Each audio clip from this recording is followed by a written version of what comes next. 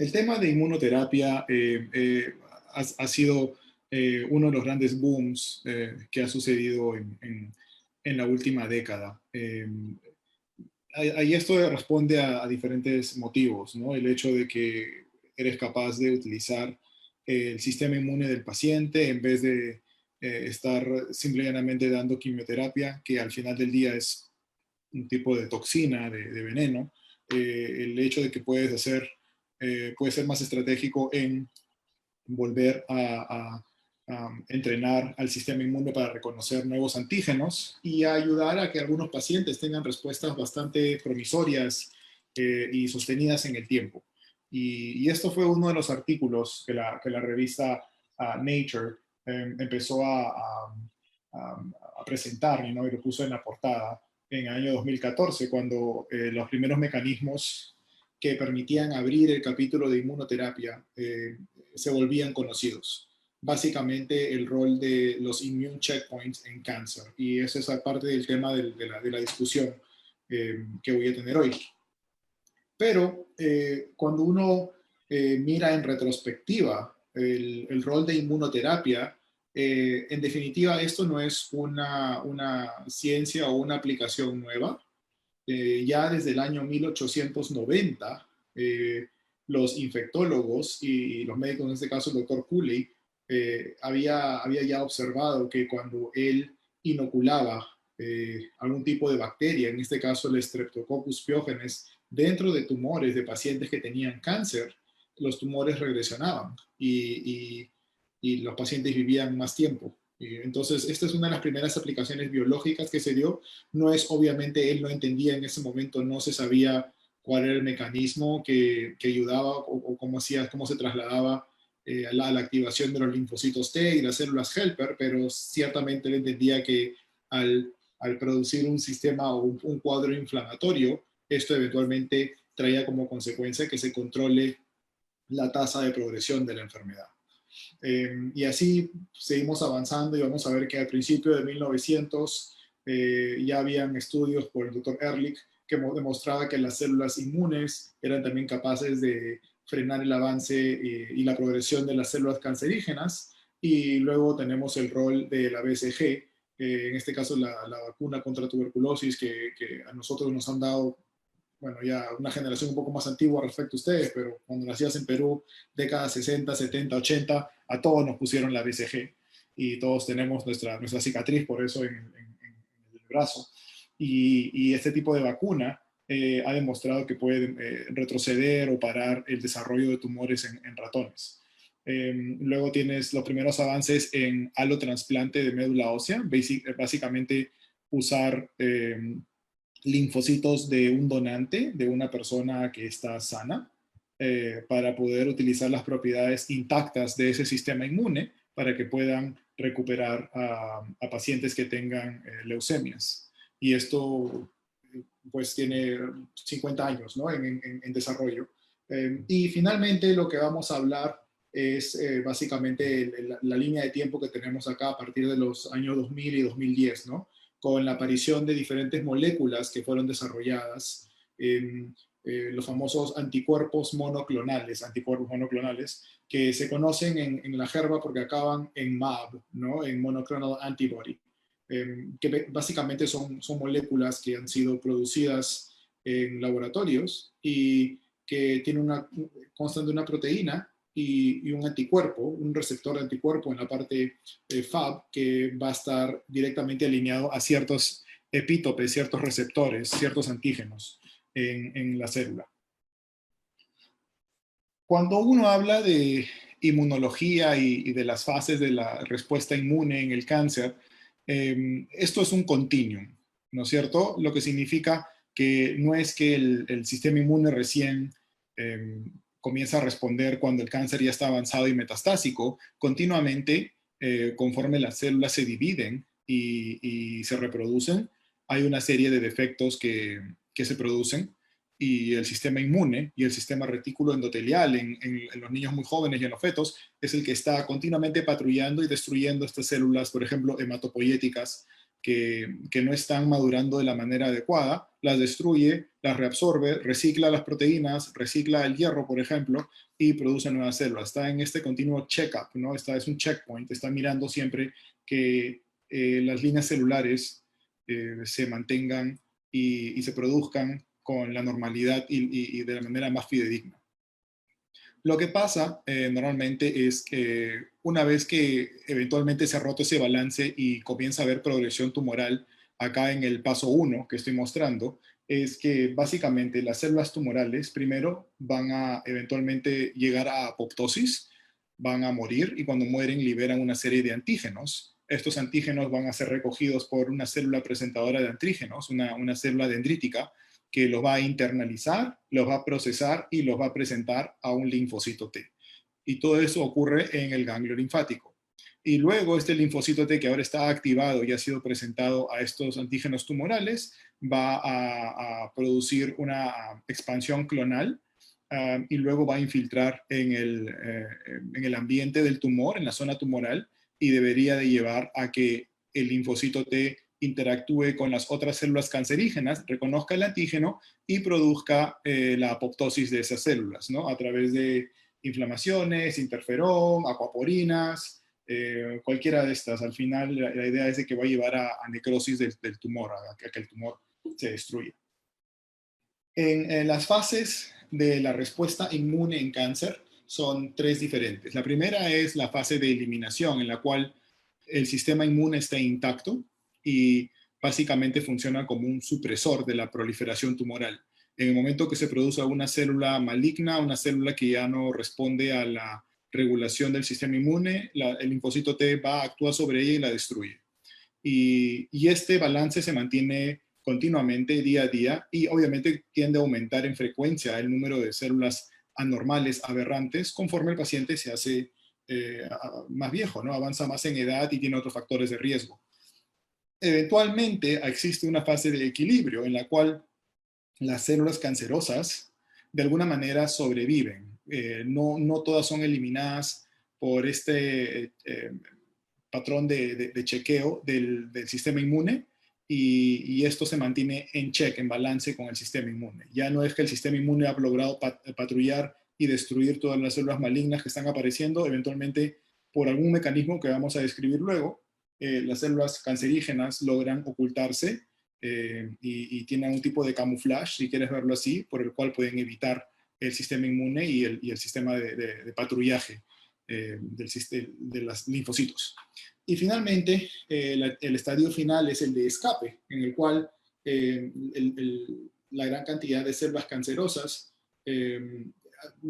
encuentran otras maneras de también producir inmunogenicidad reducida, de llamar menos la atención, de producir menos actividad de los linfocitos T y eventualmente sobreviven y se expanden y luego van a otros tejidos. Y una de las hipótesis es de que probablemente al momento que tenemos suficiente cáncer como para ser detectado, recordemos que actualmente el cáncer lo vamos a detectar a través de screening, ¿no? Tenemos una serie de test que lo que buscan es encontrar masas, pero no estamos realmente escrineando células.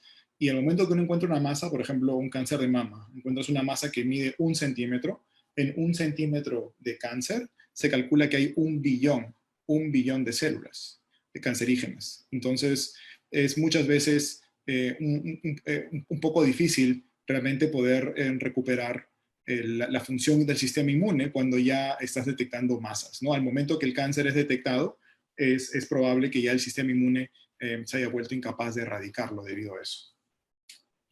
¿Cuáles son las estrategias que tenemos para poder aumentar la respuesta del sistema inmune?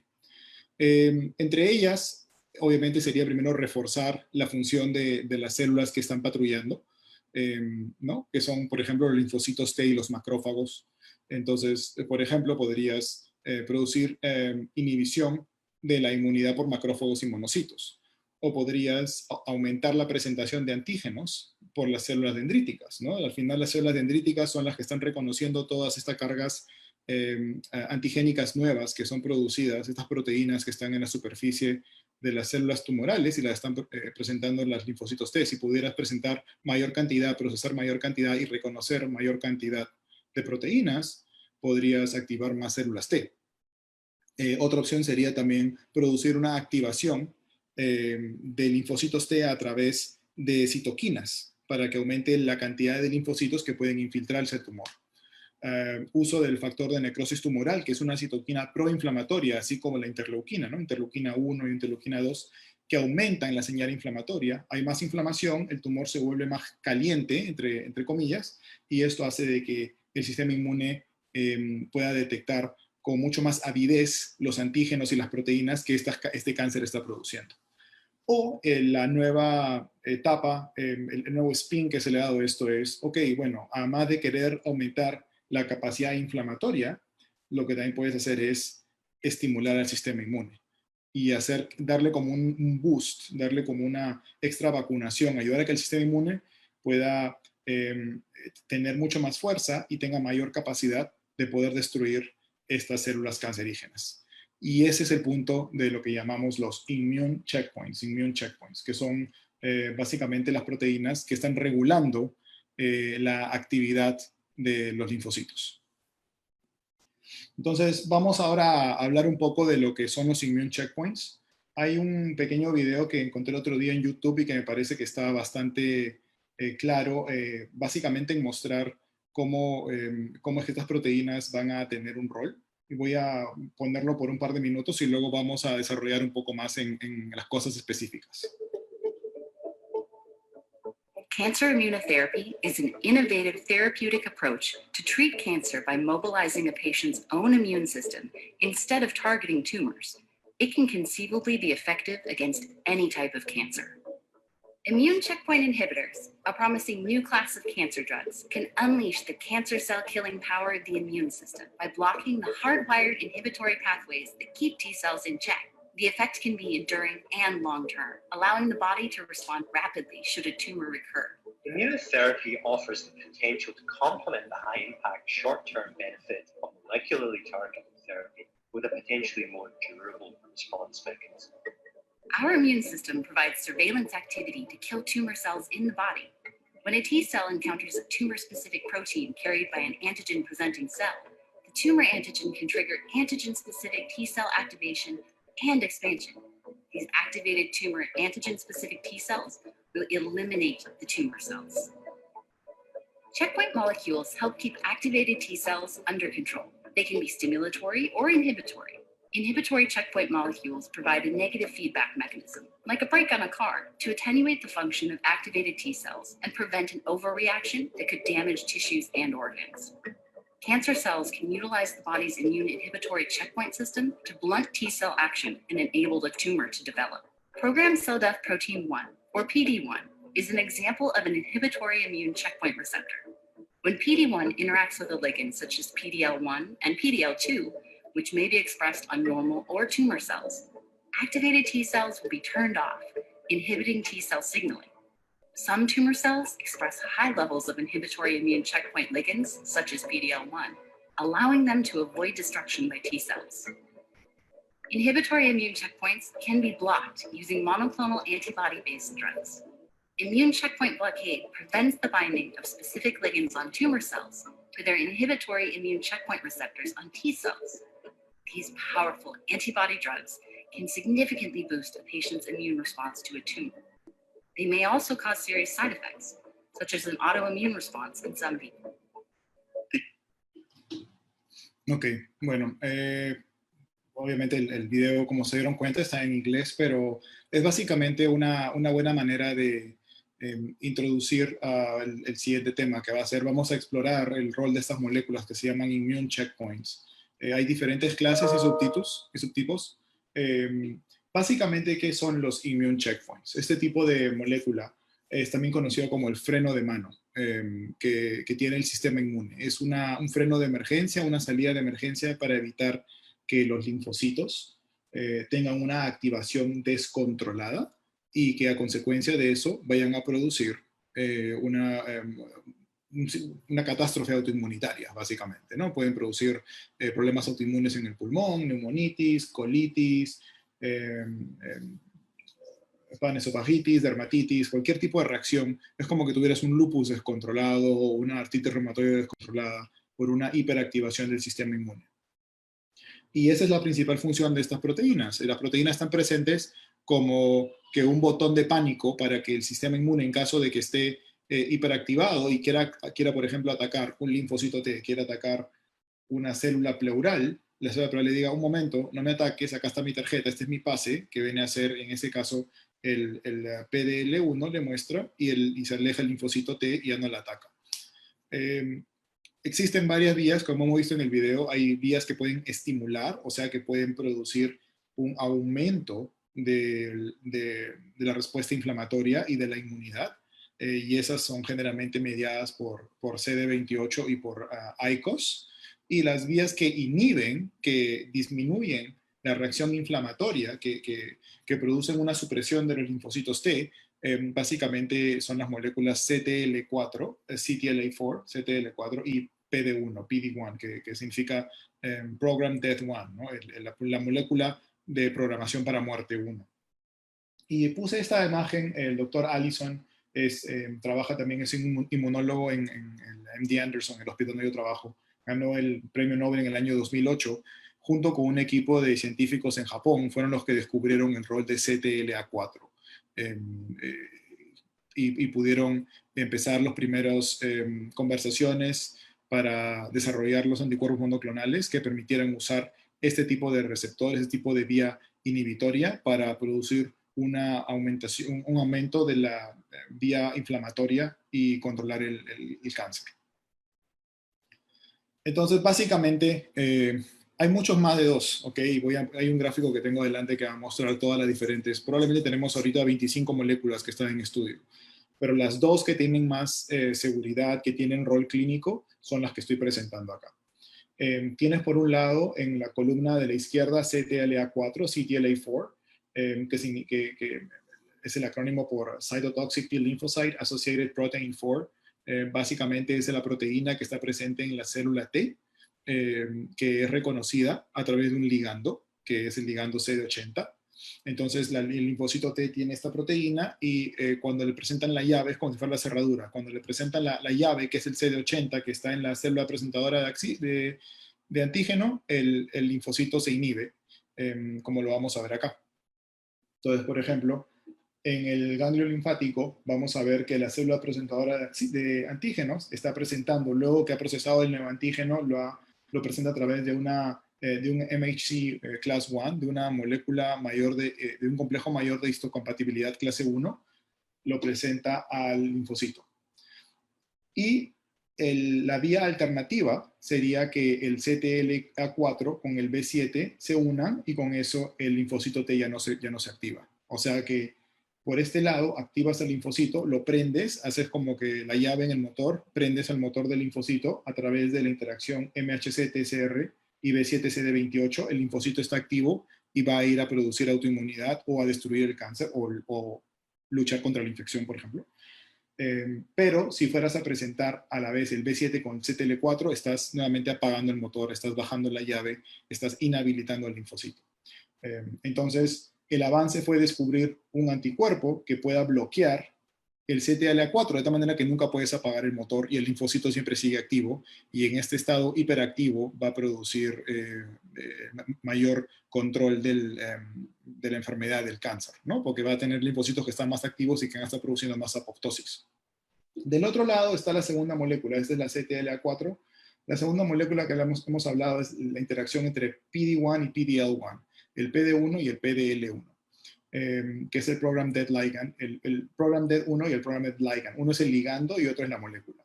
El PD1 está presente en el igualito, en la célula T, y en este caso tienes acá la célula cancerígena. La célula cancerígena se ha avivado, si quieres verlo así, ¿no? Está intentando sobrevivir, está viva, quiere intentar disminuir la cantidad de respuesta inflamatoria, disminuir la acción de los linfocitos para que siga progresando. ¿Y cómo lo hace? Expresando este PDL1. Cuando expresa este ligando, le va a decir al linfocito, échate a dormir mejor, ¿no? Lo va a apagar, el linfocito no va a estar tan activo y va a seguir reproduciéndose. ¿Cuál es la ventaja? Ahora tenemos moléculas, tanto anticuerpos monoclonales contra el PD1 como contra el PDL1 para evitar que el cáncer mande a dormir al linfocito, ¿no? Para que produzca la inhibición. Y con eso vas a tener un linfocito más activado que debería de luego tener mejor control inmune del desarrollo o del crecimiento del cáncer. Muy bien. Ahora, dentro de lo que es prevención de la autoinmunidad, les había dicho que hay definitivamente una serie de factores que tomamos en cuenta. El hecho de que, por ejemplo, tú tienes acá, esta es la parte blanca de acá arriba que está en la esquina superior derecha, es una célula T, que en este caso ha encontrado a una célula epitelial. En otras palabras, esto no es una célula cancerígena, y la célula T puede querer eliminarla, pero la célula epitelial va a venir y le va a presentar el PDL1 y le va a decir, un ratito, yo soy amiga, no me hagas daño. Esto es a través del ligando del PDL1 que está expresado normalmente en células hematopoyéticas, en células epiteliales y endoteliales. Y existe un segundo ligando que se llama el PDL2, que también se fija al PD1 y en este caso está sobre todo presente en células inmunológicas pulmón y colon. Pero todas estas, al final, proteínas lo que están haciendo es buscando disminuir la autoinmunidad, disminuir que los linfocitos sean más autorreactivos y produzcan daños autoinmunes, ¿no? Como por ejemplo en piel o en tiroides o en pulmón, etc. Estos son unos gráficos que muestran el rol del PDL1 en este caso. Por ejemplo, tenemos acá un paciente que tiene melanoma y vemos que lo que hicieron fue buscar ver la expresión de PDL1 en células de melanoma que estaban adyacentes a linfocitos. Lo que pasa es que siempre que hay una reacción tipo cáncer, por ejemplo melanoma va a producir una reacción inflamatoria fuerte. Eso va a llevar a que hayan más linfocitos infiltrados y lo que hicieron fue empezar a testear y ver qué porcentaje de estos linfocitos que están infiltrándose dentro del tumor expresan el PDL1. Y hubo un predominio, una gran mayoría de los linfocitos que estaban dentro del melanoma estaban expresando PDL1. Lo cual estaba validando el punto de vista de que esta ruta de PD1, PDL1 es un mecanismo importante que el cáncer usa para escapar el patrullaje que tiene el sistema inmune. Y esta es una lista que no es necesariamente inclusiva de todas las drogas, pero son todas las drogas que hasta el año 2018 estaban siendo comercializadas como inmunoterapia. Entonces es imposible, como se darán cuenta, que vaya en detalle sobre cada una de ellas. No es el motivo de la conversación de hoy eso, es sobre todo repasar un poco de los mecanismos básicos de la autoinmunidad y ver cómo funcionan todas ellas como un grupo. Empezaremos con la primera, que es la molécula que se llama anti-CTLA, anti-CTLA4. Básicamente ipilimumab, es un anticuerpo monoclonal, una IgG1, que fue inicialmente testeada en el año 2010 en un estudio fase 3 en pacientes que tenían melanoma. Lo que pasaba, ¿y por qué se habla mucho de melanoma con inmunoterapia? Melanoma es uno de los cánceres, una de las enfermedades que tiene peor pronóstico, es la más agresiva y nada funcionaba, era quimioresistente. La quimioterapia no producía mayor beneficio en pacientes con melanoma. Y estamos hablando que la sobrevida antes era de probablemente 6 a 8 meses, en el mejor de los casos. Entonces, como era un grupo que era altamente refractario, que no producía mayor beneficio, que no llegaba a tener mayor control de la enfermedad, empezaron a ver si es que el mecanismo de la autoinmunidad del sistema inmune podría tener mayores resultados. Y en este estudio lo que hicieron básicamente, todos eran pacientes que ya tenían enfermedad avanzada, que ya no respondía a ningún otro tipo de terapias y que le estaban ofreciendo hospice, y decidieron intentar el tratamiento con ipilimumab. Ipilimumab es el nombre de la molécula. Ipilimumab es también un MAB, un monoclonal antibody, es un anticuerpo monoclonal murino y que está, en este caso, está targeteado a CTLA4, como vemos acá. Entonces, lo que va a producir básicamente va a evitar que las células la célula presentadora de antígeno pueda poner el freno de mano en la célula T, y cuando bloqueas esta vía inhibitoria, la célula T continúa reproduciéndose. Y lo que encontraron en el estudio fue que, de acuerdo a lo que ellos estaban esperando, que los pacientes que recibieron la terapia con ipilimumab, o sea, los pacientes que tenían el sistema inmune un poco más activo, comenzaron a vivir por más tiempo, ¿no es cierto? Esto es una curva que se llama Kaplan-Meier, curva de sobrevida, y básicamente lo que hace es comienza a censar, comienza a contar los pacientes conforme mueren, ¿no? Entonces, se supone que en teoría todas las curvas empiezan acá en 1, que significa que todos los pacientes están vivos, y conforme van muriendo, la proporción de pacientes que está vivo va bajando, va bajando, va bajando, y lo que tú puedes ver acá, por ejemplo, la primera curva, la curva gris, es la curva de los pacientes que recibieron una vacuna que se llama GP100, y la velocidad a la cual los pacientes fallecían era bastante rápida, al punto que al primer año solamente 25% de los pacientes estaban vivos. Y lo que vieron cuando usaban el ipilimumab, esta molécula, fue que 46% de los pacientes seguían vivos al primer año y al cabo del segundo año 24% versus 14%. Y comenzaron a ver otro fenómeno, o sea que los pacientes, primero que nada, están vivos en mayor porcentaje en año 1 y en año 2, ¿no es cierto? Y luego vieron de que eventualmente la curva se ponía totalmente plana. Y ahora que estamos en tiempos de COVID, todos sabemos que una curva plana es lo mejor que te puede pasar, ¿no es cierto? Entonces, esta curva plana básicamente te decía que habían agarrado un plató, estos pacientes pasaban 3, pasaban 4, pasaban 5 años y ya no fallecían. Algo había cambiado. El sistema inmune había sido reentrenado y habías evitado que estos pacientes progresen y mueran. Y esto era completamente practice changing. Esto cambiaba totalmente la manera como se practicaba medicina. Esto no era algo que nunca se hubiera visto, que los pacientes de melanoma con estadios avanzados vivieran 3, 4, 5 años, de ninguna manera, ¿no? Los pacientes morían y fallecían generalmente entre 8 y 10 meses.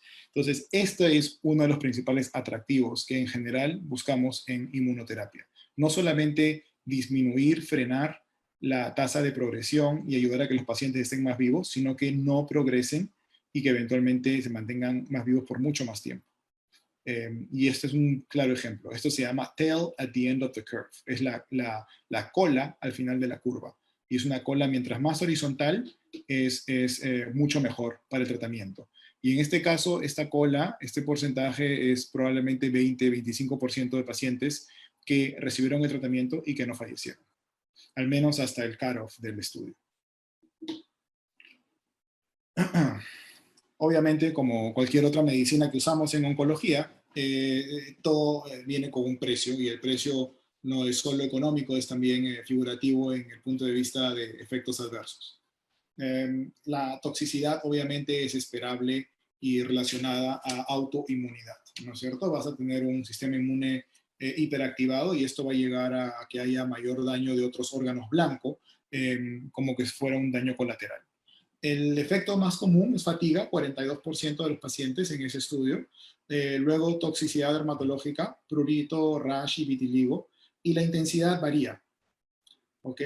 Si algo tienen que recordar de esta charla es que ese es uno de los principales problemas con autoinmunidad, que la toxicidad no es predecible.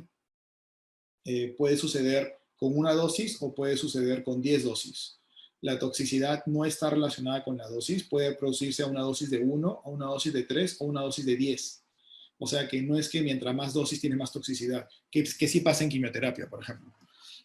Y la toxicidad se mantiene por el resto de la vida del paciente, ¿no es cierto? Este tipo de enfermedad autoinmune, sobre todo cuando tienes efectos más graves, como por ejemplo panhipopituitarismo. Yo he tenido un par de pacientes que han tenido eso. Básicamente hay una infiltración de los linfocitos a la hipófisis y producen un cuadro de panhipopituitarismo.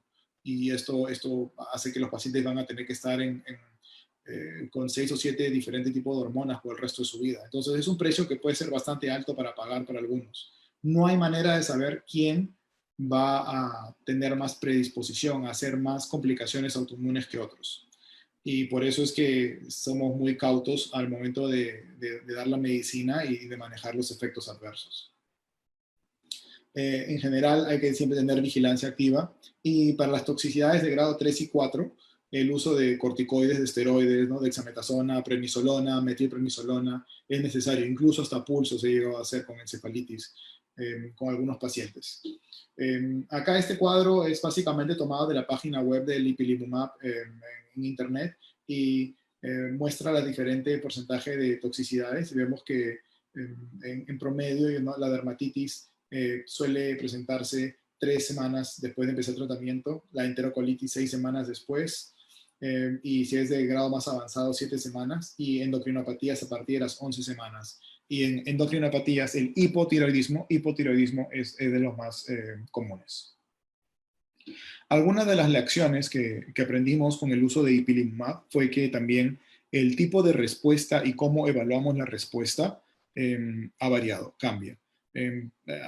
Sabemos que la respuesta radiológica suele demorar y esto probablemente sea que hay un lento priming del sistema inmune. O sea que recuerda cuando usa esta molécula, la molécula tiene que llegar al sistema inmune, al linfonodo, tiene que producir la inhibición del CTL4, entonces van a tener linfocitos T que están más activados, que luego van a ir a la circulación periférica, a infiltrarse al tumor, a aumentar en volumen en el tumor y a producir la apoptosis en el tumor. Y todo ese proceso no ocurre en horas, ni en días, ni en semanas. Muchas veces demora meses. Y es otro factor que diferencia de quimioterapia, ¿no? Sabemos que con quimioterapia generalmente las respuestas ocurren de una manera más rápida, probablemente en el curso de 2 o 3 días o hasta probablemente 7 a 10 días. La inmunoterapia puede prolongar la sobrevida, como hemos mostrado anteriormente. Un grupo de pacientes se mantuvo vivo por 3, 4, 5 años. Y muchas veces esto puede venir sin mayor beneficio radiológico. Tú puedes hacer CT scans y puedes ver que el tumor no necesariamente desaparece, se mantiene estable. Y estabilidad, stable disease, de tener una enfermedad estable, es un tipo de respuesta. Esto ha llevado a que la evaluación radiológica de los pacientes que reciben inmunoterapia sea algo diferente. No se puede usar el mismo parámetro de una tomografía para establecer si un paciente responde o no a inmunoterapia. ¿Okay? El criterio normal que usamos, el criterio clásico en oncología se llama RECIST. Básicamente es la medición de las 2 o 3 lesiones principales, sumas los diámetros más grandes y tomas un promedio de eso y sigues evaluando esas lesiones conforme el paciente recibe terapia y tú esperas que las lesiones disminuyan. Pero en el caso de la inmunoterapia, no ocurre necesariamente eso. ¿Por qué? Porque al principio, cuando recibes tratamiento, conforme hay una mayor activación de los linfocitos T, los linfocitos T van a migrar al tumor y esto produce un fenómeno que se llama pseudoprogresión tumoral. Pseudoprogresión tumoral. ¿Qué significa? Que si tú fueras a medir el volumen del tumor al principio y luego 6 semanas u 8 semanas dentro del tratamiento, después que recibió 3 o 4 dosis de inmunoterapia, el tumor crece.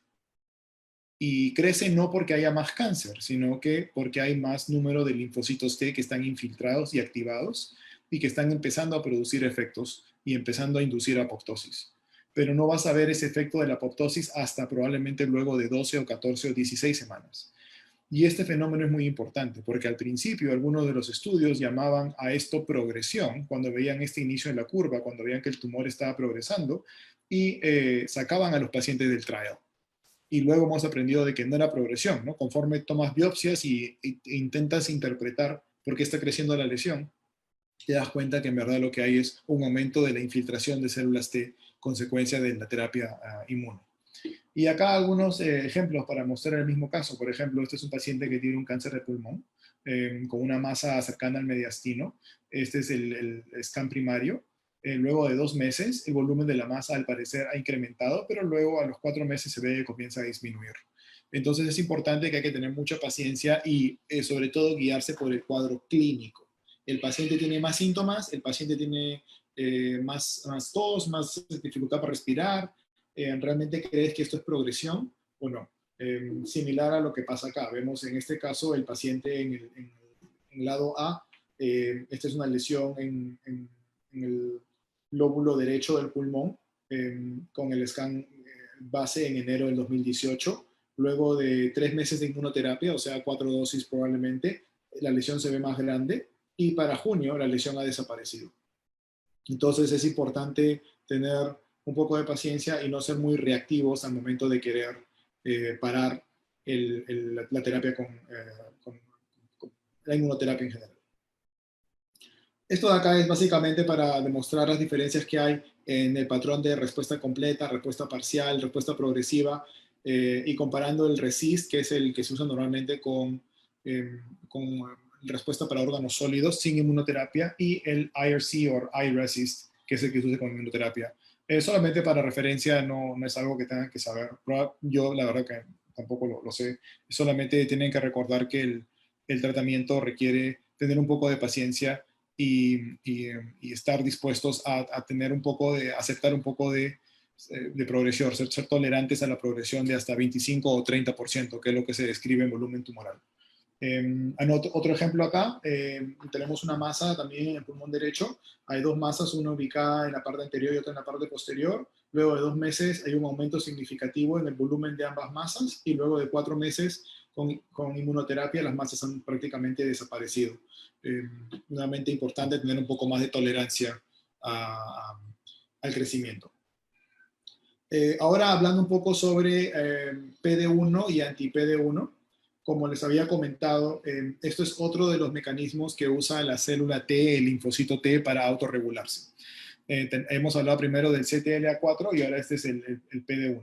El receptor de PD1 que se encuentra en el linfocito T, acá vemos en la lámina, puede ser activado por PDL1, por el ligando 1 o por el ligando 2, por cualquiera de los dos. ¿Ok?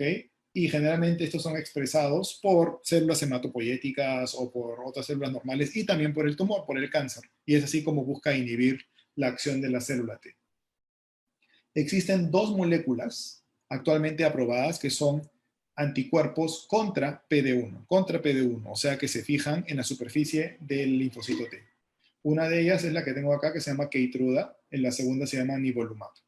Básicamente las dos hacen lo mismo, van a fijarse encima del receptor PD1 y van a evitar que el PDL1 o el PDL2 inhiba a la célula T y con eso van a hacer que la célula T siga produciendo apoptosis del cáncer.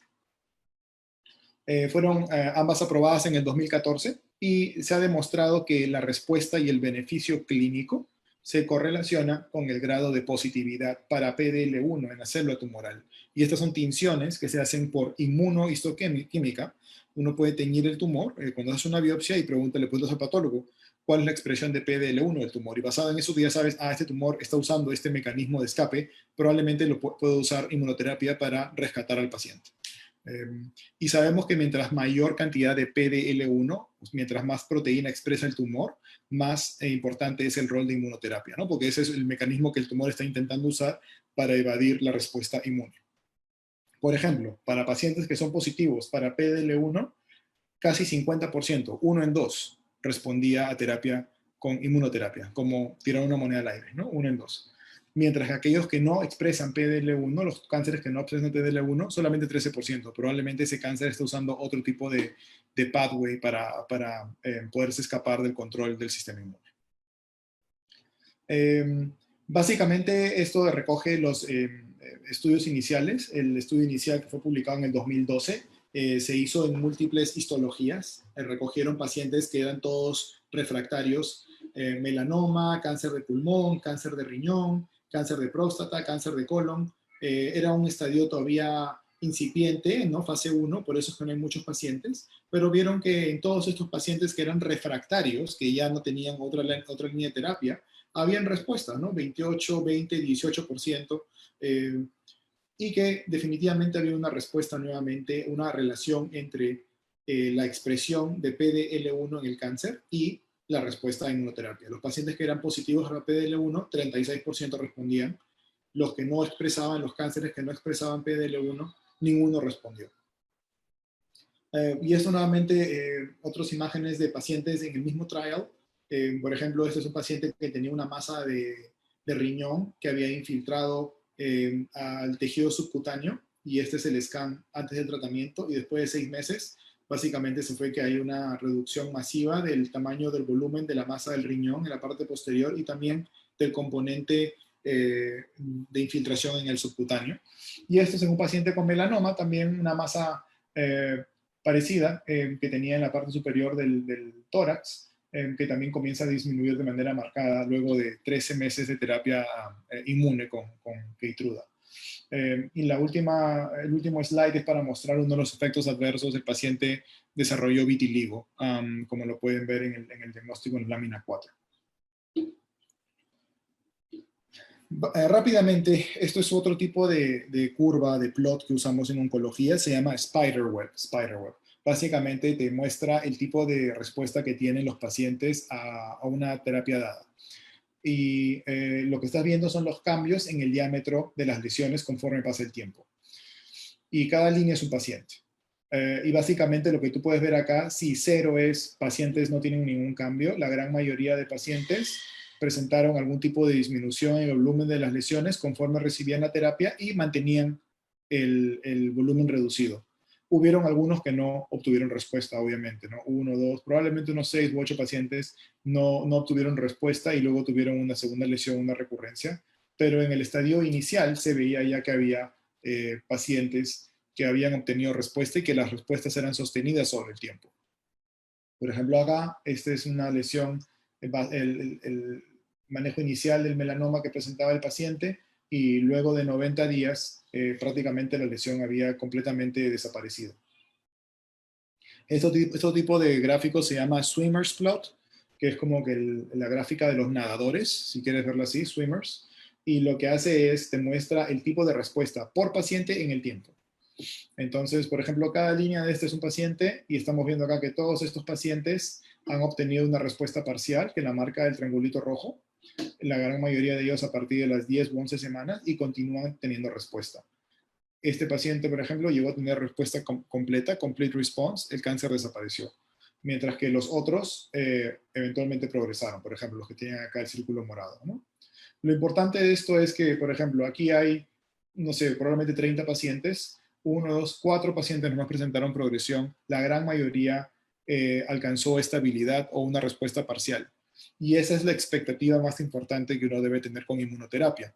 Uno de mis profesores en fellowship me acuerdo que me dijo, la toxicidad, el efecto adverso más común de inmunoterapia es la decepción, porque no es la panacea. Esto no va a curar el cáncer, esto no va a eliminar la enfermedad, al menos no como está ahora, pero va a ayudar a controlar la enfermedad en muchos pacientes y eso es de mucho valor. Y hay que estar seguros que podemos manejar esa expectativa para el paciente. Bueno, vamos a pasar al siguiente. Esto es un gráfico solamente que recoge qué porcentaje de expresión de PDL1 hay en diferentes cánceres. Entonces, como podemos ver, dependiendo del subtipo, por ejemplo, en melanoma y en cáncer de pulmón, hay una gran expresión de PDL1 versus en otros cánceres es menos probable, ¿no? Por ejemplo, en leucemias y en cáncer de mama, que es mi subspecialty, no hay tanta expresión de PDL1. Y así como hay anti-PDL1, también hay, así como hay anti-PD1, también hay anti-PDL1, que es básicamente la molécula que ahora va a ir a bloquear, en vez de bloquear el PD1, va a bloquear el PDL1 en el tumor y va a evitar que este PDL1 quiera inhibir, ¿no? El mecanismo es similar al que usa el PD1, es simple y llanamente que está buscando evitar la inactivación de los linfocitos T. Y obviamente en este caso hay 3 moléculas más, atezolizumab, avelumab y durvalumab. Al final, ¿cuál es más eficaz? ¿Cuál produce la mejor respuesta? ¿Qué respuesta es más sostenida? Creo que es motivo de discusión aún abierta, ¿no? en las conferencias. Personalmente tengo más experiencia con las anti-PD1, especialmente con Keytruda y nivolumab. Cada molécula tiene, obviamente para hacer las cosas más complejas, tiene una indicación muy específica que ha sido dada por la FDA, así que no son intercambiables. Y eso hace de que, por ejemplo, tengas moléculas aprobadas en cáncer de pulmón que no son aprobadas en cáncer de mama y sí son aprobadas en melanoma. Entonces, ese no es parte del motivo del curso. Eso es más para subtraining, para una cosa de especialidad. Basta con decir que entre PD1 y PDL1 no hay en teoría mayor diferencia, solamente en lugar del bloqueo, ¿no? El PD1 bloquea a nivel de la célula T, del linfocito T, y el PDL1 a nivel de la célula tumoral. Ok, entonces veamos un poco de la aplicación clínica en diferentes tipos de cáncer. Inmunoterapia en cáncer de pulmón. Y esto es una de las indicaciones probablemente que han sido usadas con mayor expansión a nivel mundial. En cáncer de pulmón fue una de las primeras histologías en las cuales demostraron que puedes combinar inmunoterapia con quimioterapia. Antes se pensaba que cuando uno usaba quimioterapia esperarías encontrar un bloqueo de la respuesta inmune, ¿no es cierto? Vas a tener una inmunosupresión, va a haber citopenias, va a haber linfopenia, neutropenia, todas tus células inmunes van a estar disminuidas, los pacientes tienen infecciones, no tiene sentido usar inmunoterapia porque el sistema inmune, si algo pasa, probablemente es que esté inhibido. Pero la experiencia ha mostrado lo contrario, que lo que pasa probablemente con quimioterapia es que estás llevando a mayor el grado de apoptosis y muerte de las células tumorígenas, de las células cancerosas. Eso hace que liberen más antígenos, eso hace que se presenten más antígenos a través de las células presentadoras de antígenos, hace que se produzcan más citoquinas inflamatorias y esto al final termina produciendo efectos positivos con inmunoterapia y llevando a que puedas controlar el desarrollo de la enfermedad y la agresividad de la enfermedad aún más. Ok, voy a skipear esta. Entonces, pembrolizumab, que es la molécula, el anti-PD1. Como ya les había hablado, está aprobado en este caso como monoterapia, o sea, terapia sola, en pacientes que tengan cáncer de pulmón y que tengan expresión alta de PDL1. O sea, esta célula tumoral, el cáncer de pulmón, tiene una gran concentración del receptor del PDL1. Probablemente ese es el mecanismo más importante por el cual el cáncer está escapando a la regulación del sistema inmunológico y está progresando. Y en esos pacientes tú puedes darle solamente esa molécula del pembrolizumab y llevar a bloquear esta inhibición y el sistema inmune es capaz de volver a apoderarse del desarrollo sobre el cáncer, lo inhibe y obtienes respuestas bastante positivas. Siempre y cuando tengas un gran porcentaje de expresión de PDL1, en este caso más del 50%. Y también se puede usar en combinación con quimioterapias, en este caso derivativos de platino, como carboplatino o cisplatino y pemetrexed, que es la indicación normal de cáncer de pulmón. Y este es un estudio clínico que demostró que la combinación de pembrolizumab, inmunoterapia, con quimioterapia, era un poquito más efectivo. Entonces, básicamente lo que hicieron, ese estudio se llama Keynote 189, enrolaron dos grupos de pacientes, una randomización 2-1, en el grupo que recibió inmunoterapia versus los que recibían quimioterapia, y comenzaron a seguirlos y a ver a quién le iba mejor. Y lo primero que testearon es, ¿hay algún tipo de expresión más alta de PDL1 en diferentes grupos de pacientes o no? Y acá vemos las barras verdes representan a los pacientes que recibieron inmunoterapia y las barras moradas, los pacientes que no recibieron inmunoterapia, que recibieron placebo con quimio. Y como vemos, la distribución de los PDL1 fue equivalente en todos los grupos. O sea que no es que el grupo de inmunoterapia tenía más pacientes que tuvieran PDL positivo, y ese no fue el motivo por el cual tú tuviste mejores respuestas. Y esta curva de Kaplan-Meier, como les comenté antes, 100% de pacientes está vivo y conforme comienzan a fallecer, los comenzamos a censar y vemos en qué momento cruzan la media, cruzan el 50%. En este caso, a 12 meses, 50% de los pacientes que recibieron quimioterapia, 12 meses vivieron, el 50% de ellos, el otro 50% había fallecido, y al mismo tiempo tenía 69% vivo en inmunoterapia. Entonces, esta diferencia básicamente te da una reducción del 50%, ¿no? El hazard ratio es 0.49, o sea, hay una reducción del 50 o del 51% del riesgo de muerte para los pacientes que reciben inmunoterapia. Y esto es obviamente algo que cambia la práctica, ¿no? Porque los pacientes están recibiendo siempre esta curva morada, esta era la normal, y tú demostraste ahora que al aumentar esto con inmunoterapia, los pacientes tenían mejor posibilidad de estar vivos por más tiempo, un 50% más de chances de no morir. Y cuando analizas las curvas basado en la expresión de PDL1, conforme lo esperaríamos, la curva... La curva de la derecha, esta de acá, es la que muestra cómo le fue a los pacientes que tenían la mayor concentración de PDL1.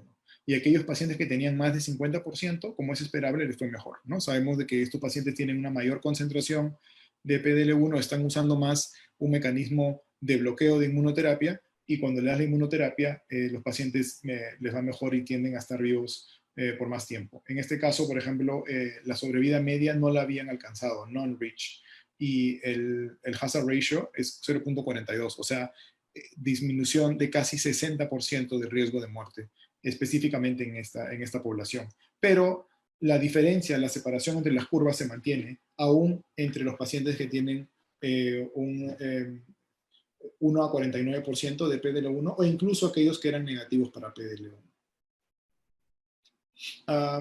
Y esto acá es un forest plot, es básicamente para ver si es que hay algún subgrupo que no se benefició o que se benefició más, pero como vemos acá, por ejemplo, la edad no es un factor que produzca ningún tipo de distinción. Los dos pacientes, si eras joven o si eras adulto, menos o más de 65 respondieron. Male or female, ¿no? Si eran hombres o mujeres, o si tuvieran el performance status no tan bueno, o si hayan fumado o no hayan fumado. Ninguno de estos eran factores distractores que pudieran explicar por qué había diferencia entre las curvas. Todos los subgrupos estudiados se beneficiaban. Okay. Y lo mismo pasa con la progresión. Todos los subgrupos se beneficiaron. Lo vemos acá también, la diferencia entre las curvas. Este es el tiempo que demoran en progresar. Y la separación entre las curvas es más marcada conforme mayor cantidad de PDL1 expresas. El porcentaje de respuesta fue 50% prácticamente en el grupo que recibió inmunoterapia con quimio versus solamente 19% en el grupo que recibió quimioterapia. Entonces también incrementa la posibilidad de que obtengas una respuesta clínica y que esa respuesta clínica sea más duradera sobre el tiempo. Y como era esperable, conforme tengas mayor concentración de PDL1, mayor posibilidad de que tengas una respuesta, ¿no? 60% de pacientes respondieron con un PDL1 más de 50% versus solamente 30% con menos de 1%. Entonces, la siguiente pregunta es, ok, ¿y qué pasa si combinamos los dos productos? No hemos hablado de ipilimumab, que es el CTL4, y ahora hemos hablado de pembrolizumab, que es el PD1. La pregunta es, Combination Immunotherapy, ¿los son dos mejor que uno? Y para eso hay un clinical trial que fue recientemente presentado en el 2020 en esta conferencia ASCO, que este año se hizo de manera virtual. Y lo que hizo fue, usando el mismo criterio, pacientes que tengan estadio 4, o sea, cáncer de pulmón metastásico, que no hayan recibido terapia anterior, que no tengan ningún tipo de las mutaciones que sensiticen para terapia molecular, fueron randomizados a dos grupos, ¿no? Los que tenían PDL1 más de 1% o menos de 1%, y luego le dieron la combinación nivo-ipi versus quimio versus nivo. Y la idea era demostrar que el uso, que tú podías obtener resultados no inferiores, o sea, tan iguales, tan buenos como con el uso de quimioterapia. Lo que terminaron demostrando ellos fue que en realidad cuando combinas las dos inmunoterapias, ipilimumab y nivolumab, las dos quimioterapias que es la línea roja, los pacientes les fue mejor, ¿no es cierto? Cuando ves acá OS, Overall Survival, la cantidad de pacientes que estaban vivos, al primer año, 63 versus 56, 40 versus 33 en el segundo año y 33 versus 22 en el tercer año. Y nuevamente vemos el mismo fenómeno que les comenté antes, que al principio los pacientes van a progresar, es inevitable, no todos los pacientes responden, no todos los pacientes se benefician, pero eventualmente vas a llegar a un nicho de pacientes en los cuales ya no se ve mayor progresión ni mayor muerte.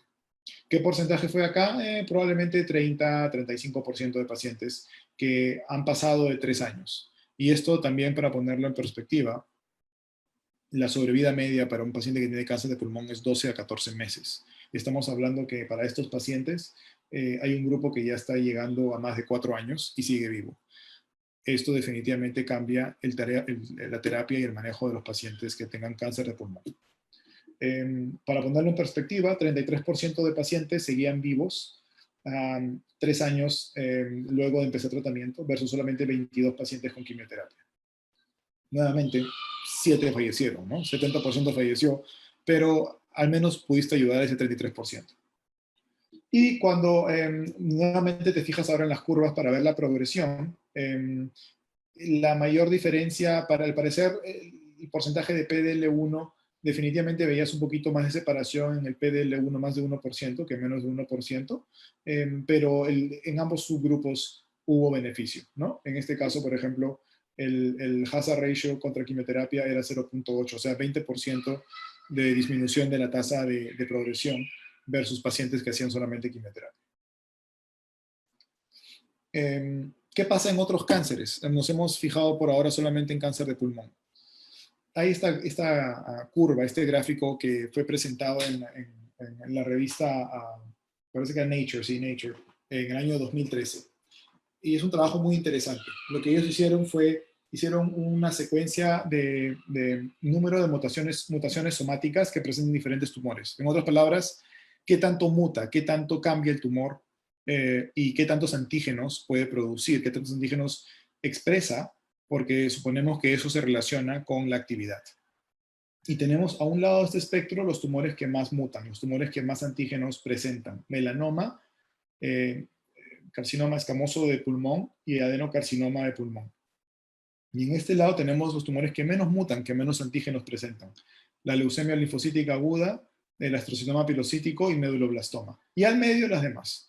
¿Y por qué era importante esto? Porque este grupo de tumores que están a mi derecha, que producen mayor cantidad de antígenos, son los que son llamados cánceres calientes, que producen un montón de neoantígenos y están continuamente reclutando al sistema inmune. Y en teoría son los cánceres que deberían de beneficiarse más con terapia inmune. Del otro lado, el lado izquierdo, son los cánceres que casi no producen neoantígenos y que no mutan mucho y que debido a eso no producen una mayor activación del sistema inmune. Melanoma, por ejemplo. Esto es el standard of care, lo que se usaba antes, la terapia estándar, hasta el año 2009. Combinación de dos drogas, temozolomida y sorafenib, muy mal toleradas, extremadamente tóxicas, pésima calidad de vida y aún así cuando ves la progresión y la sobrevida, 4 meses en promedio los pacientes estaban en tratamiento, en promedio estaban vivos 9 meses y de ahí fallecían el 50% de ellos, una sobrevida muy pobre y una enfermedad catastrófica y que sobre todo afecta a gente muy joven y sin ningún otro tipo de morbilidad.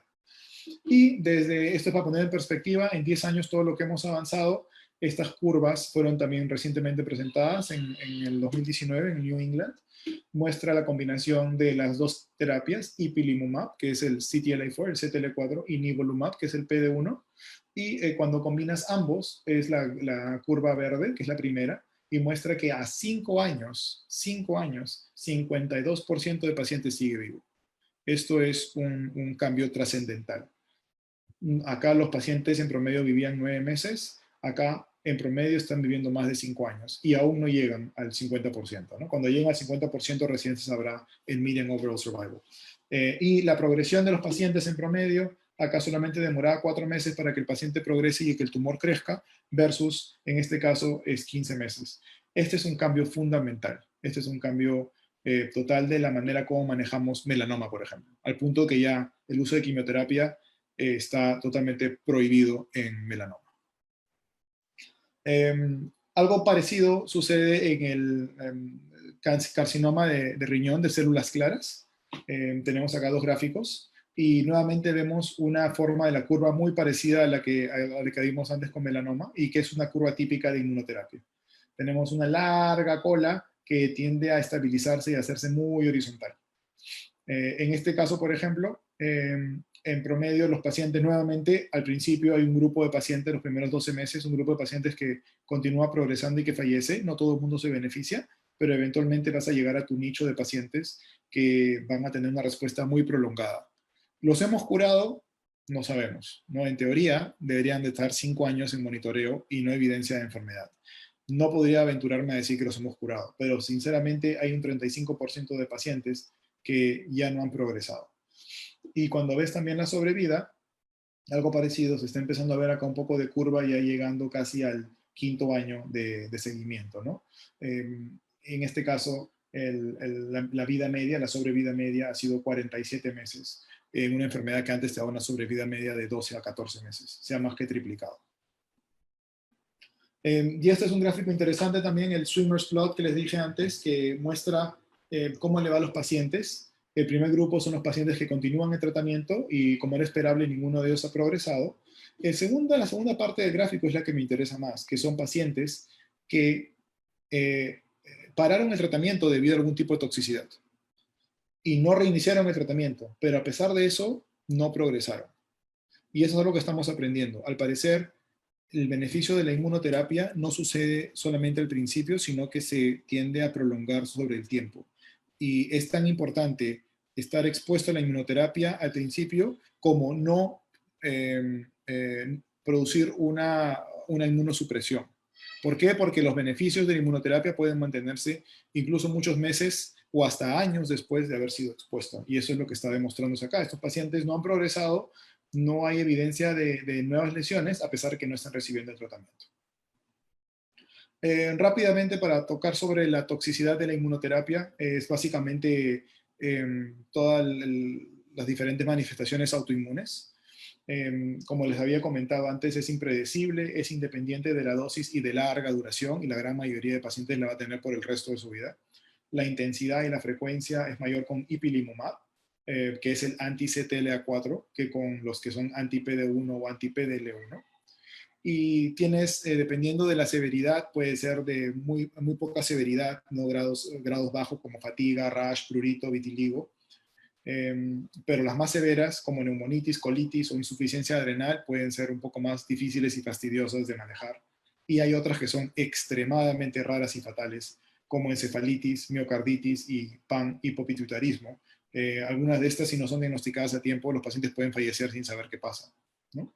En promedio, la tasa de toxicidad más alta es probablemente 13 a 15%. La gran mayoría de la toxicidad suele pasar en estadios tempranos y en pocos grados, ¿no? Y conforme vas aumentando tu terapia, si empiezas con un anti-PD1 como nivolumab, en promedio es 7% de grado 3.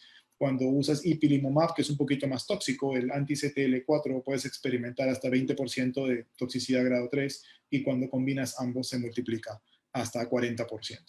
Y es algo que también uno tiene que ser consciente. Vas a tener mayor respuesta, pero hay un precio que vas a tener que pagar. El tiempo en el cual sucede la toxicidad también varía. Por ejemplo, la primera toxicidad que suele observarse en este tipo de pacientes es toxicidad dermatológica como rash y prurito, y suele aparecer en las primeras 3 a 4 semanas. Toxicidad hepática como transaminitis, hepatitis, generalmente empieza a partir de la quinta y sexta semana. Diarrea y colitis a partir de la séptima semana. Y la hipofisitis, y trastornos del sistema endocrino generalizado, pueden aparecer incluso mucho después, 18 o 20 semanas, y pueden mantenerse en el tiempo, ¿no? Necesitan terapia de reemplazo hormonal. Y esto es también básicamente para recorrer y describir la toxicidad que fue descrita en el estudio con pembrolizumab. Como les dije, la más común dentro de las autoinmunes, el hipotiroidismo, neumonitis, colitis, no necesariamente tan comunes como problemas en la piel, pero definitivamente son las que pueden tener mayor efecto y toxicidad a largo plazo en el paciente.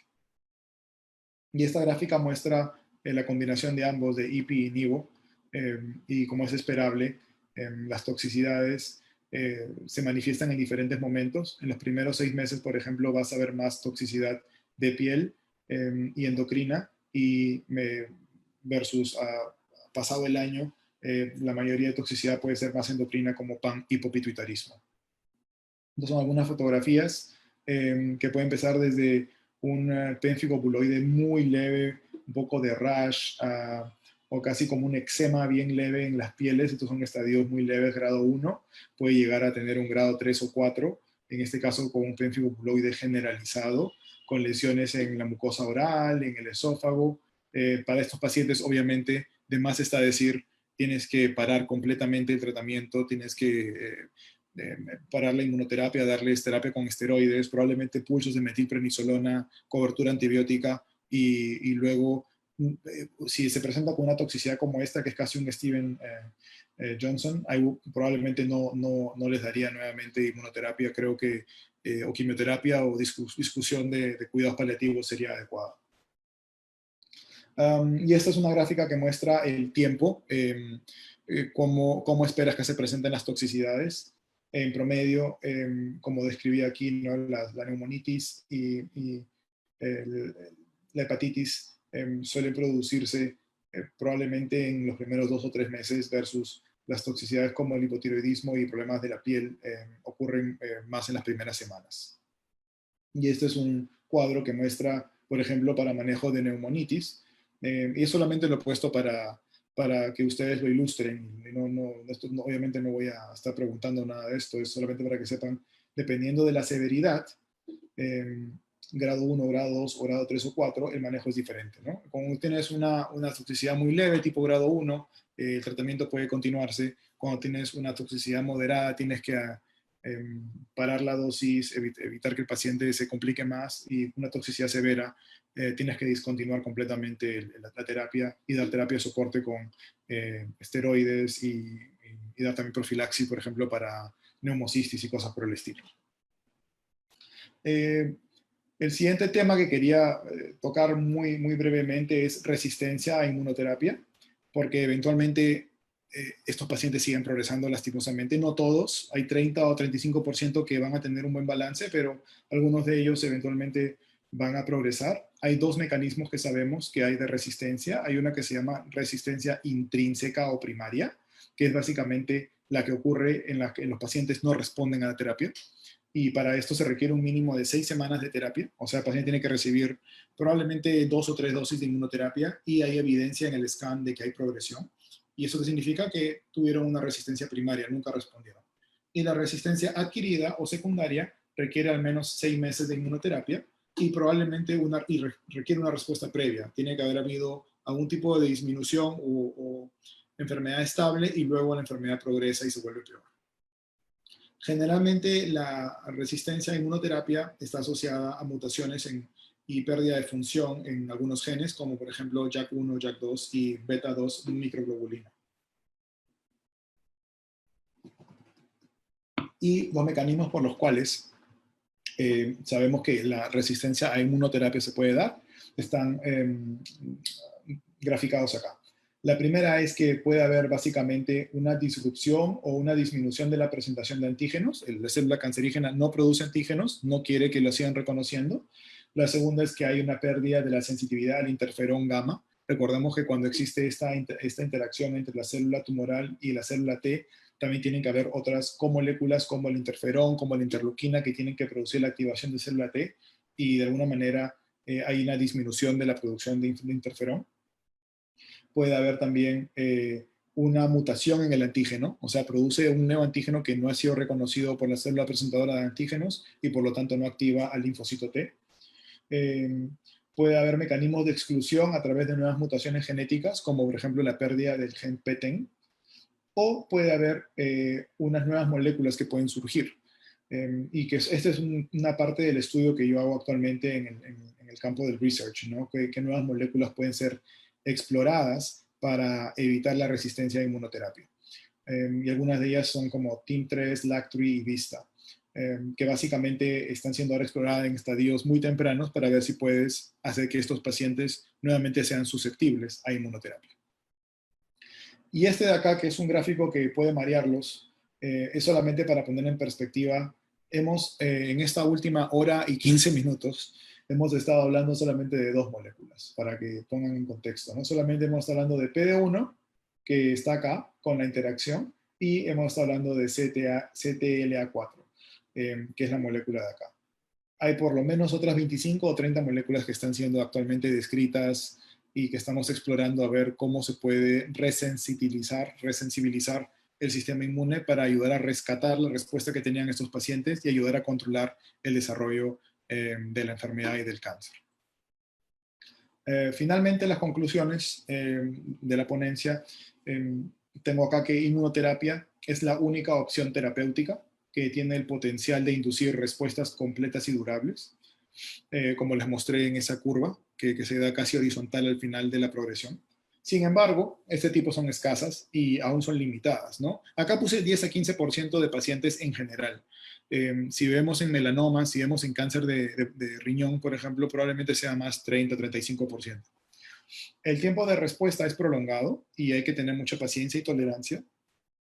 Y esto es una característica de la respuesta inmune retardada que lleva a mantener el equilibrio con el tumor. El uso de inmunoterapia se asocia a una sobrevida prolongada en algunos pacientes, como dije, melanoma, riñón y pulmón, por ejemplo.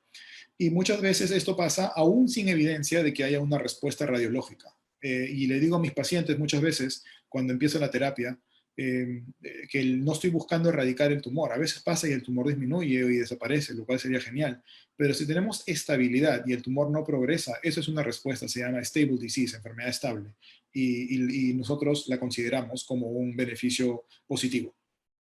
Las respuestas clínicas a estas terapias no están limitadas a ningún tipo de fenotipo, pero se suelen relacionar con mayor expresión de PDL1.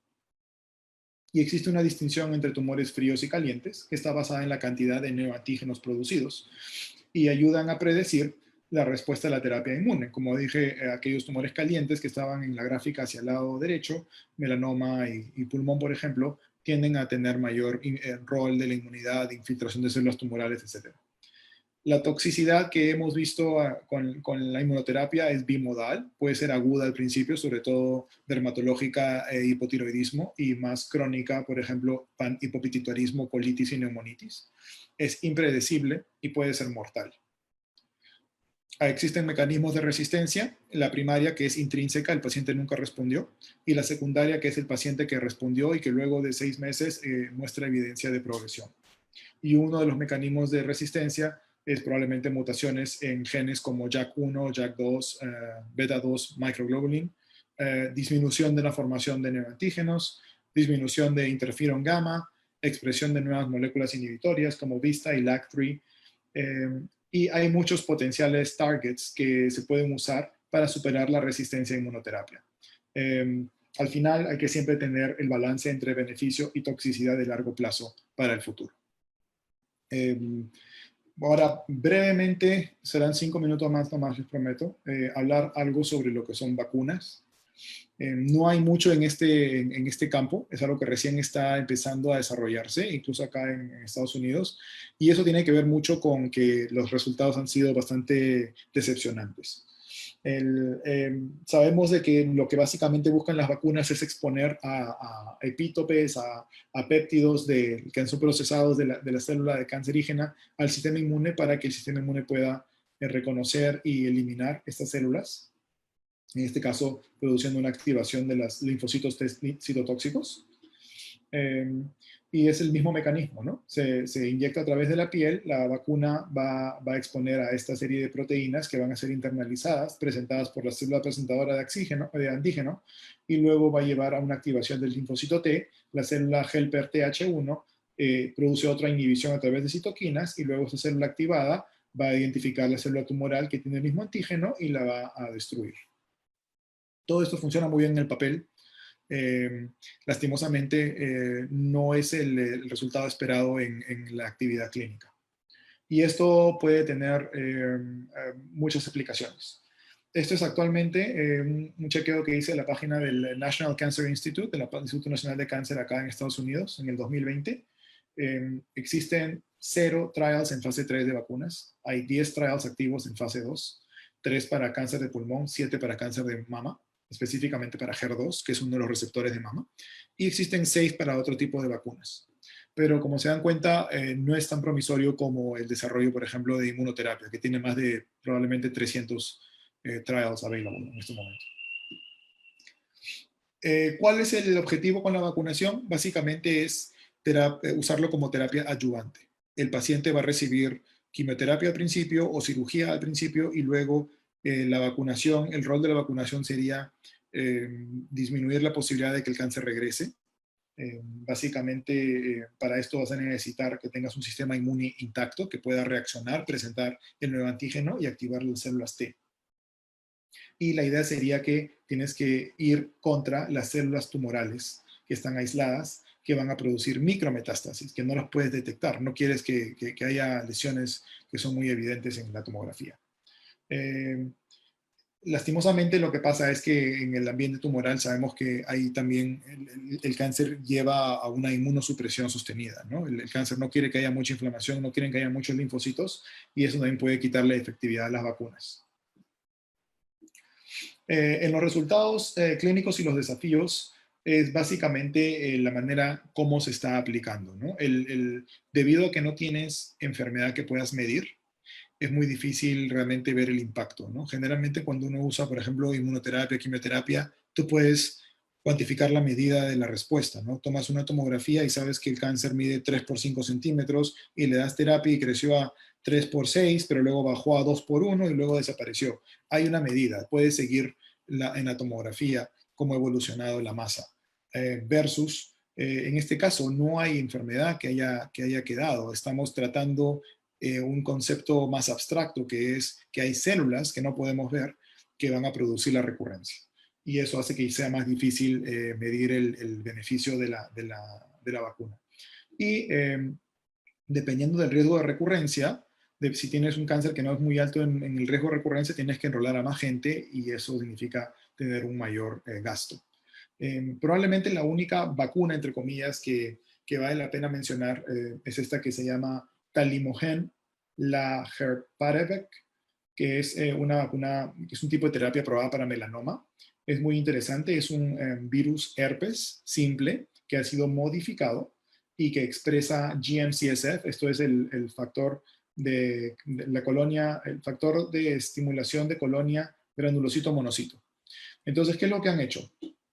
Han agarrado un herpes virus, al herpes virus le han dado la capacidad de destruir las células de melanoma, lo inyectan en la lesión del melanoma y una vez que lo inyectas, el herpes virus se mete al melanoma, destruye el melanoma libera una serie de antígenos y también libera el factor de estimulante de colonias. Este factor estimulante de colonias aumenta la cantidad de células presentadoras de antígenos y de linfocitos T, aumenta la activación y esto hace que se presenten más estos antígenos a través de la célula dendrítica al linfocito T y que el linfocito T pueda eliminar melanoma en otros lados.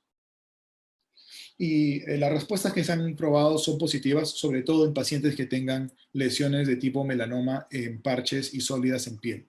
Este es, por ejemplo, una paciente que tenía múltiples lesiones en la pierna y le inyectaron hasta 11 veces o en 11 parches diferentes y al cabo de 6 semanas de tratamiento hay una disminución marcada del volumen de melanoma. Eso sobre todo funciona con lesiones en piel. Hay reportes anecdóticos de que puede funcionar también en pacientes que tengan lesiones viscerales, como es el caso de esta paciente, por ejemplo. Tenía una lesión acá en la axila y otro nódulo acá en el pulmón. Y al momento de que se le inició el tratamiento y luego vemos de que la lesión en la axila desapareció y también eventualmente la lesión en el pulmón desapareció, probablemente porque la activación del linfocito T llevó a tener mayor control de las células en el pulmón también, pero no es una indicación primaria y no es definitivamente el principal mecanismo. Sobre todo está probado para manejo de pacientes en melanoma con lesiones en piel. Y ya con eso quería nuevamente agradecer al comité y bueno, estoy a disposición de ustedes para las preguntas que tengan pertinentes.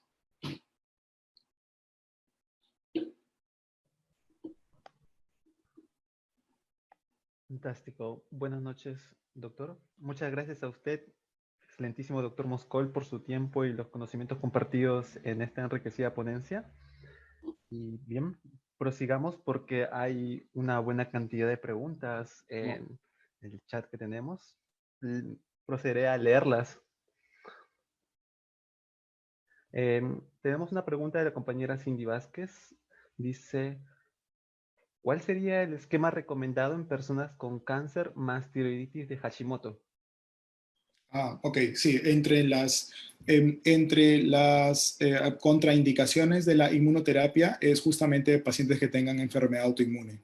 Así que no recomendamos el uso de inmunoterapia en pacientes que tengan trasplantes, por ejemplo, donde tienen que estar siempre con inmunosupresión, con el uso de esteroides, o pacientes que tengan problemas autoinmunes que no hayan sido controlados, como es el caso de la tiroiditis de Hashimoto. Si luego de la parte aguda del hipertiroidismo pasan a hipotiroidismo y ya no necesitan tener esteroides y están en terapia de reemplazo tiroideo, sí podrían ser considerados solamente con un agente simple. Probablemente yo usaría pembrolizumab más que la combinación. Pero ¿se usa esteroides? Sí, he usado he usado inmunoterapia en pacientes que usaban dosis bajas de esteroide, por ejemplo, para asma o para rinitis alérgica, pero lo máximo que usamos es hasta 10 miligramos de prednisona, no más de eso. Bien. Tenemos otra pregunta, es de la compañera Melissa. En pacientes con carcinomatosis, ¿qué tipo de inmunoterapia se le puede dar al paciente? Lastimosamente, carcinomatosis es siempre eh, un síntoma o un signo de muy mal pronóstico. La carcinomatosis, sobre todo la carcinomatosis peritoneal, no es más que el reflejo de la agresividad del foco primario del cáncer y generalmente puede producirse con problemas como cáncer de estómago, cáncer de páncreas, cáncer de ovario, cáncer de colon, y inmunoterapia no está aprobado para ninguno de estos cánceres, lastimosamente. Entonces, el manejo de carcinomatosis fuera de inmunoterapia en el mundo oncológico es con citorreducción, si se puede. Por ejemplo, en cáncer de ovario se les puede llevar a sala de operaciones y se le retira el epiplon y el omento y el peritoneo para evitar que hagan estas obstrucciones, porque hacen obstrucciones intestinales, y luego darle quimioterapia. Pero inmunoterapia no está indicada para estos pacientes. Nuevamente recuerden, las indicaciones de inmunoterapia, a pesar de que son muchas, son bastante limitadas y no todos los tumores responden. Bien. El compañero Leonardo pregunta, ¿el uso de corticoides tópicos no se probó en los efectos adversos leves dermatológicos por inmunoterapia? ¿O no tuvo efecto?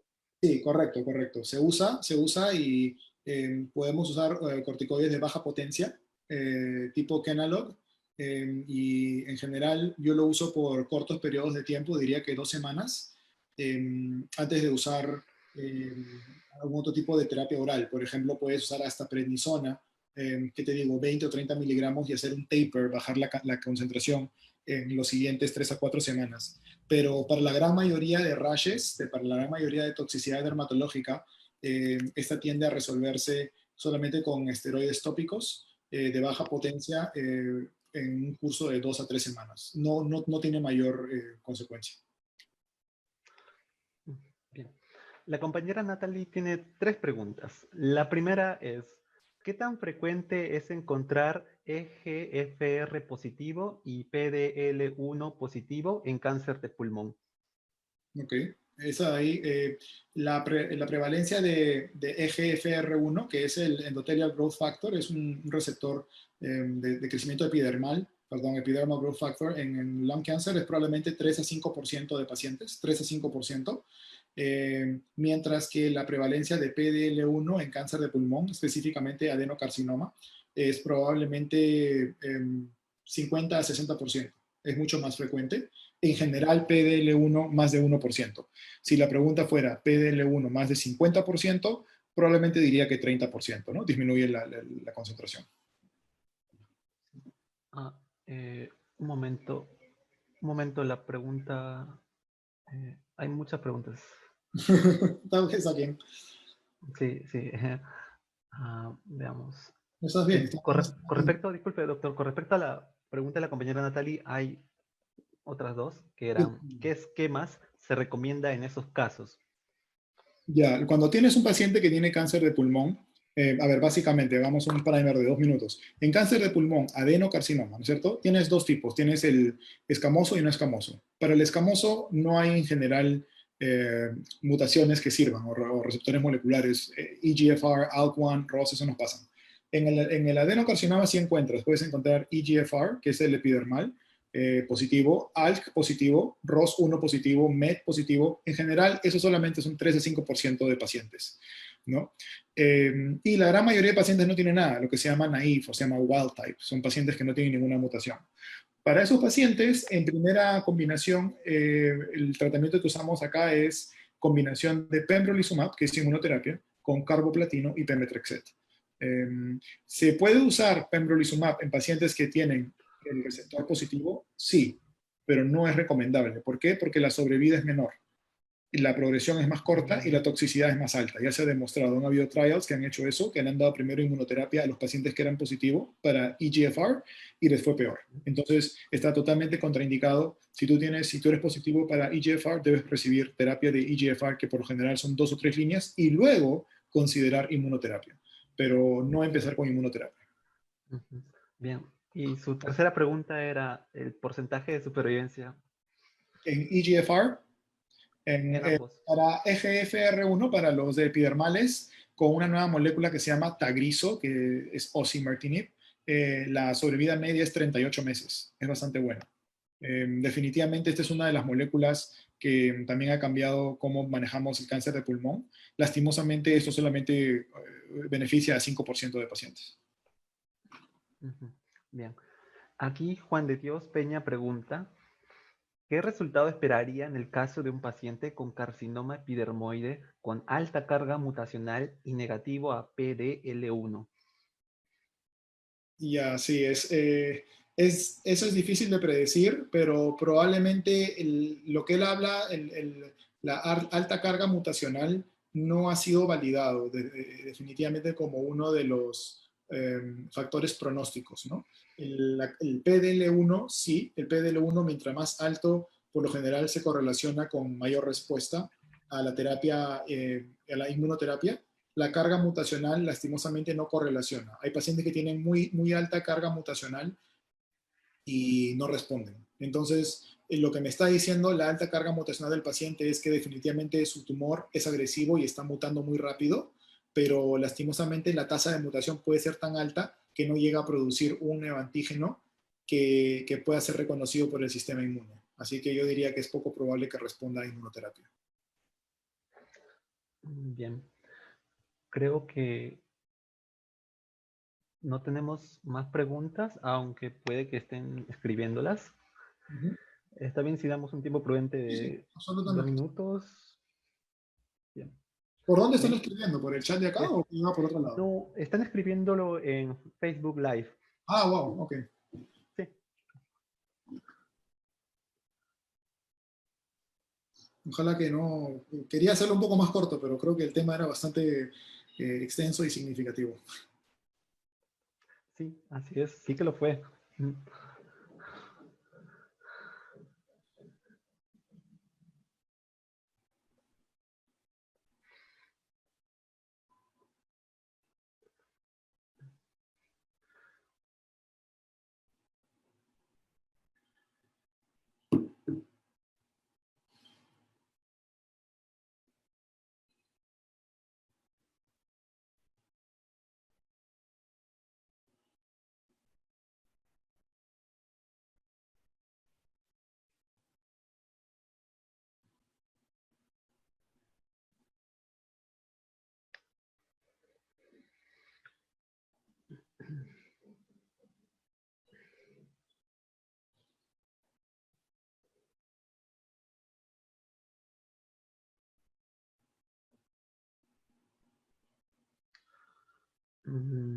Bien. Parece que no tenemos más preguntas y encontramos palabras de agradecimientos por su ponencia, doctor, en el chat. Ahora, acto seguido, eh,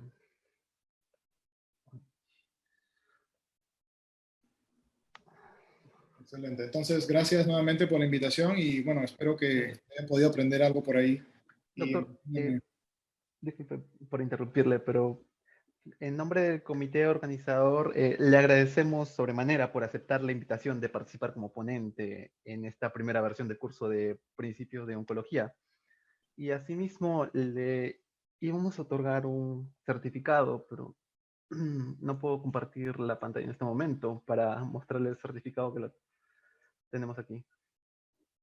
Eh, bien, ¿sí? Bien, gracias. ah, ok. Bien, aquí está, perfecto.